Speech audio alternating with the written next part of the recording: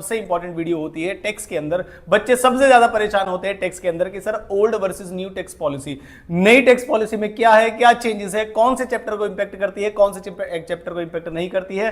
Shortest possible video on YouTube मैं आपको बना के दे रहा हूं कि आपको बहुत ज्यादा घबराने की जरूरत नहीं है। हां, लेकिन क्वेश्चन को पहचाने कैसे, अगर क्वेश्चन में लिखा नहीं है कि टैक्स पॉलिसी नई है या पुरानी है तो कैसे करें। तो बहुत सारे मन में सवाल होते हैं बच्चों के।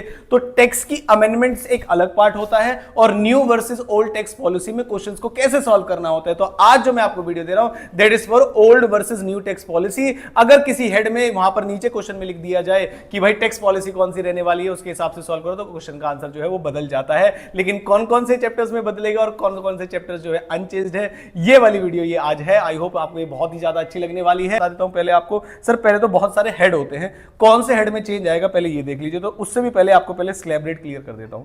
अब जो आपका स्लैब रेट रहने वाला है वो 0 से लेकर 3 लाख तक रहने वाला है, 3 से 7 लाख, क्योंकि एक क्वेश्चन आपका आएगा टैक्स निकालने के लिए 7 लाख से 10 लाख और 10 लाख से 12 लाख, 12 लाख से 15 लाख और 15 लाख से अबव। इस तरीके से आपका स्लैब रेट चलने वाला है। तो ये मुझे छोटी सी इंफॉर्मेशन देनी थी।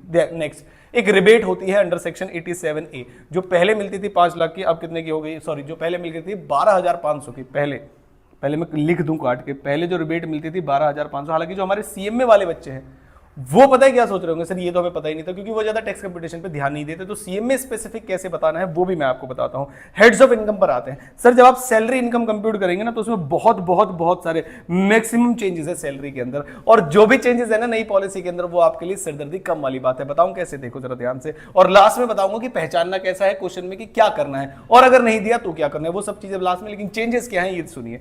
सैलरी के अंदर आप एक स्टैंडर्ड डिडक्शन देते हैं सेक्शन 16(1)(a) के अंदर, जो कि आपकी कितने की होती है सर, जो कि आपकी, मैं पुराने वाले को यहां लिख के काट दूंगा, पहले 50,000 की हुआ करती थी, आज भी है 50,000 की। लेकिन अगर क्वेश्चन को ओल्ड टैक्स रिजीम से सॉल्व करेंगे, लेकिन अगर क्वेश्चन मिलेगा नई टैक्स रिजीम से तो 75,000। फिर सर प्रोफेशनल टैक्स की एक डिडक्शन मिलती थी हमें 16(1)(2) के अंदर, जो क्या कहती थी, या 1B के अंदर, जो क्या कहती थी कि आपका एम्प्लॉयर जो भी प्रोफेशनल टैक्स पे करता है उसे ऊपर ऐड करते हैं, लेकिन एम्प्लॉय प्लस एम्प्लॉयर ने जो भी प्रोफेशनल टैक्स पे किए हैं वो नीचे जाके माइनस हो जाते थे। तो मैं डिटेल में थोड़ा थोड़ा बता के चल रहा हूं। नेक्स्ट, एंटरटेनमेंट अलाउंस की जो डिडक्शन पहले मिलती थी गवर्नमेंट एम्प्लॉय को, वो भी बंद कर दी है, प्राइवेट को तो पहले ही नहीं मिलती थी।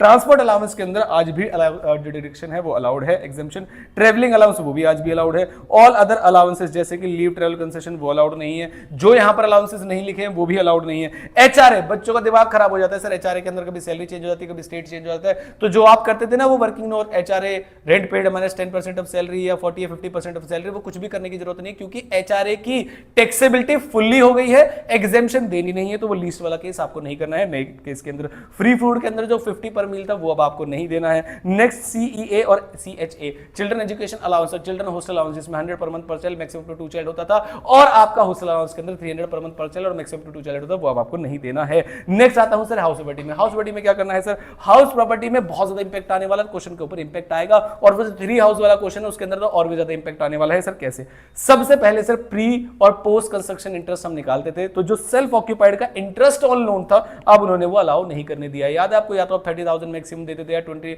या 2 लाख आप मैक्सिमम देते कि कंस्ट्रक्शन या एक्विजिशन के लिए हुआ होगा, डेट ऑफ लोन न्यू है और 5 साल के अंदर अगर कंस्ट्रक्ट हो जाता है तो जो मैक्सिमम लिमिट है सेल्फ ऑक्यूपाइड के अंदर वो आपकी 2 लाख पहुंच जाती है। लेकिन अब आपको वो interest on loan self occupied के अंदर कंप्यूट करना ही नहीं है, यानी मिलेगा ही नहीं।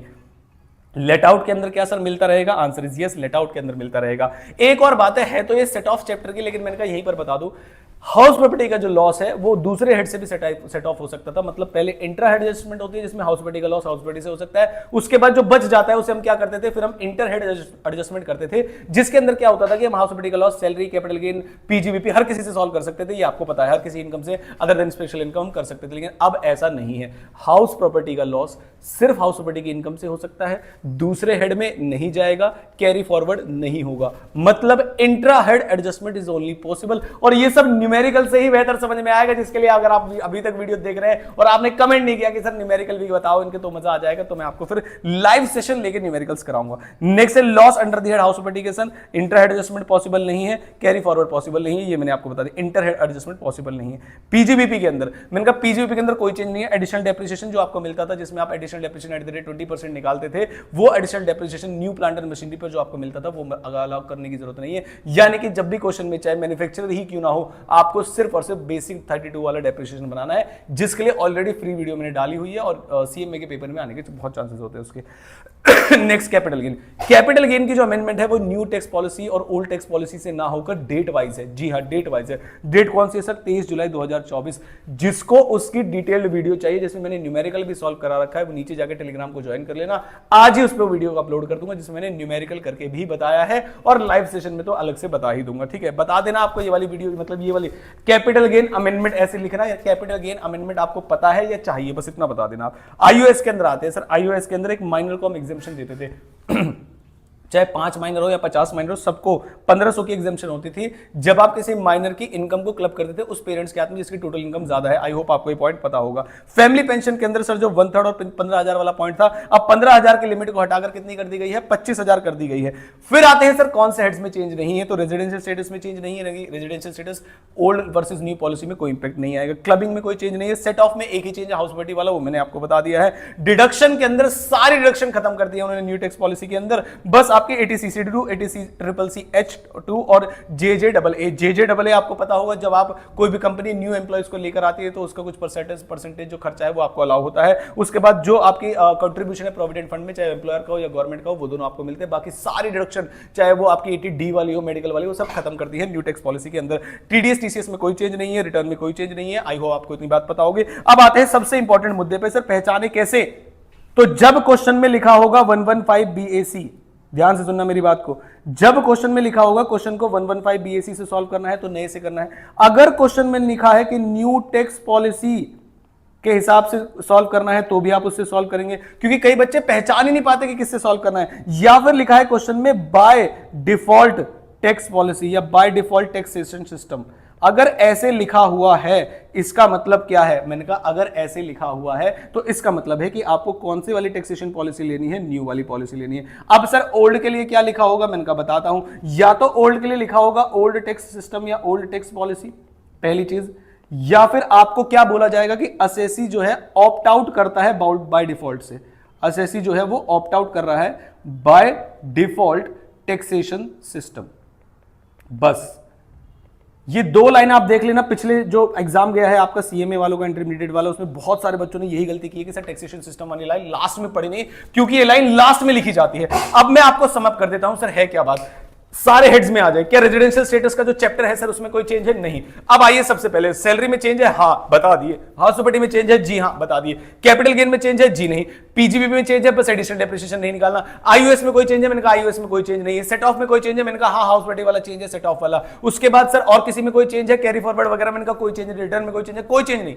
इसका मतलब new tax policy majority level पर जो आपके एग्जाम में इंपैक्ट डालेगी वो आपके हाउस प्रॉपर्टी हेड पे डालेगी, प्लस आपके डालेगी सैलरी हेड पे। उसके अलावा आपको घबराने की जरूरत है ही नहीं, कहीं कोई दिक्कत वाली बात है नहीं टैक्सेशन सिस्टम निकालने में। वो तो स्लैब रेट है, वो तो सभी के लिए बदल गए हैं। आई होप ये वीडियो आपको अच्छी लगी होगी, और जो भी मैंने आपको अमेंडमेंट्स कराई हैं वो सारी अमेंडमेंट्स आपके लिए और ज्यादा अच्छी तब होगी जब आप प्रैक्टिकल क्वेश्चन से सीखेंगे। कि आई होप वीडियो आपको धमाकेदार लगी होगी। कैपिटल गेन की अमेंडमेंट वाली वीडियो चाहिए तो नीचे कमेंट कर देना, और लाइव सेशन चाहिए तो उसके लिए भी आपको करना है कमेंट। वीडियो अच्छी लगे तो लाइक करना। मैं मिलता हूं आपसे किसी इंपॉर्टेंट वीडियो के साथ। Thank you so much. Like किए बिना नहीं जाना है सारे बच्चों को। Thank you.